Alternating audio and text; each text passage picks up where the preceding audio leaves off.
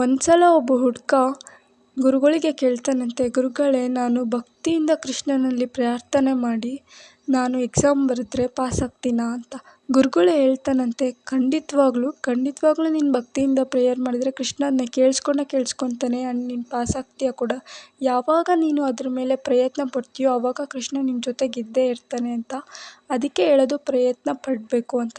ಪ್ರಯತ್ನ ಪಡಬೇಕು, ಹಾಗೆ ದೇವರಲ್ಲಿ ಕೂಡ ಪ್ರೇಯರ್ ಮಾಡ್ಕೊಬೇಕು, ಆವಾಗ ಸಕ್ಸಸ್ ನಮ್ಮದಾಗಿರುತ್ತೆ. ಎಲ್ಲರಿಗೂ ಬೆಳಗಿನ ಶುಭೋದಯಗಳು. ಇದು ಥರ್ಸ್ಡೇ ಮಿನಿ ವ್ಲಾಗ್ ಆಗಿರುತ್ತೆ. ಇವತ್ತು ಕೂಡ ಕಾರ್ಮಿಕರ ದಿನಾಚರಣೆ ಇತ್ತು ಅಂತ ಕಾಲೇಜ್ ರಜಾ ಇತ್ತು. ಮನೇಲೇ ಇದ್ನೆಲ್ಲ ತಿಂಡಿ ಎಲ್ಲ ಮುಗಿಸ್ಕೊಂಡು ಇವಾಗ ನಮ್ಮ ಶ್ರಾವಣಿಯವರ ಎಂಟ್ರಿ ಕೊಡ್ತಾ ಇದ್ದಾರೆ ನೋಡಿ. ಶ್ರಾವಣಿನ ಕರ್ಕೊಂಬರಕ್ಕೆ ಹೋಗಿದ್ದೆ, ಕರ್ಕೊಂಬಂದೆ. ಅದಾದಮೇಲೆ ಇವಾಗ ಸಂಜೆ ನನ್ನ ತಂಗಿ ಅವಳು ಇಬ್ಬರು ಸೇರ್ಕೊಂಡು ಏನೋ ಮಾಡ್ತಾ ಇದ್ದಾರೆ. ಏನು ಮಾಡ್ತಾ ಇದ್ದಾರೆ ಅಂತ ಕೇಳಿದ್ರೆ, ಹೂವು ಹರ್ಕೊಂಬರಕ್ಕೆ ಹೋಗಿದ್ವಿ ಅಂತ. ಅದು ನೋಡಿ ಹರಳಿಲ್ಲ ಅಂತ ಹೂವು ಹರ್ಕೊಂಬಂದಿದ್ದಾರೆ. ಇದಾದಮೇಲೆ ಏನೋ ಗೇಮ್ ಆಡಬೇಕು ಅಂತ ಕರ್ಕೊಂಬಂದು ಕೂರಿಸಿ ಚೀಟಿ ಎತ್ತಿಸ್ತಿದ್ದಾರೆ ನೋಡಿ. ಇದರಲ್ಲಿ ಏನು ಬರ್ತಿದೆ ಅಂದರೆ ಔಟ್ ಅಂತ ಬರ್ತಿದೆ. ಹಾಗಂದರೆ ನಾನು ಹೊರಗಡೆಯಿಂದ ಏನಾದರೂ ಇವ್ರಿಗೆ ಕೊಡಿಸ್ಬೇಕಂತ. ಇವಾಗ ನೋಡಿ 4 ಚೀಟಿ ಬರ್ತಿದ್ದಾರೆ, ಇದರಲ್ಲಿ ಒಂದು ಎತ್ತಿದೆ.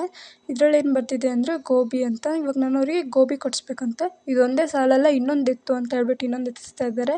ಇದರಲ್ಲಿ ಬಾದಾಮ್ ಮಿಲ್ಕ್ ಅಥವಾ ಐಸ್ ಕ್ರೀಮ್ ಅಂತ ಬರ್ತಿದೆ. ಎಷ್ಟು ಕಾಟ ಕೊಡ್ತಾರೆ ನೋಡ್ರಿ ನನಗೆ ಇವರು.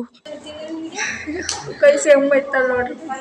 ಅಯ್ಯೋ ನಮಗೆ ಅವಳಿಗೆ ಅಯ್ಯೋ ಅಯ್ಯೋ ಅಯ್ಯೋ.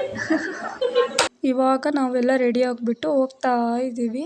ಇಲ್ಲಿ ನೋಡಿದರೆ ಗೋಬಿ ಶಾಪೇ ಕ್ಲೋಸ್ ಆಗಿಬಿಟ್ಟಿದೆ. ಹಾಗಾಗಿ ಸಮೋಸ ಪರ್ಚೇಸ್ ಮಾಡ್ತಾಯಿದ್ದೀವಿ. ಸಮೋಸ ತೊಗೊಂಡು ಇವಾಗ ಬಾದಾಮ್ ಮಿಲ್ಕ್ ತೊಗೊಬೇಕಲ್ಲ, ಅದಕ್ಕೆ ಅಲ್ಲಿ ಹೋಗ್ತಾ ಇದ್ದೀವಿ. ಬಾದಾಮ್ ಮಿಲ್ಕ್ ತೊಗೊಂಡು ಕುಡಿದು ಮನೆ ಕಡೆ ಹೊರಟ್ವಿ. ಸಮೋಸ ಪಾರ್ಸೆಲ್ ತಂದಿದ್ದರಿಂದ ಮನೇಲಿ ತಿಂದ್ವಿ. ಇವಾಗ ಸಮಾಧಾನ ಆಗಲ್ಲ ಇವರಿಗೆ, ಇನ್ನೂ ಆಟ ಆಡಬೇಕಂತೆ. ಅದ್ರ ಜೊತೆಗೆ ಮ್ಯಾಚ್ ನೋಡ್ಕೊತ ಆಟಾಡ್ತಿದ್ವಿ. 6-4 ಮಸ್ತು. ಇಲ್ಲಿ ನಮ್ಮ ಸೆಟ್ ಕೂಡ ಆಗ್ತಾಯಿದೆ. ಇವತ್ತಿಗಷ್ಟೇ, ಮತ್ತೆ ಸಿಗೋಣ ಮುಂದಿನ ವ್ಲಾಗಲ್ಲಿ.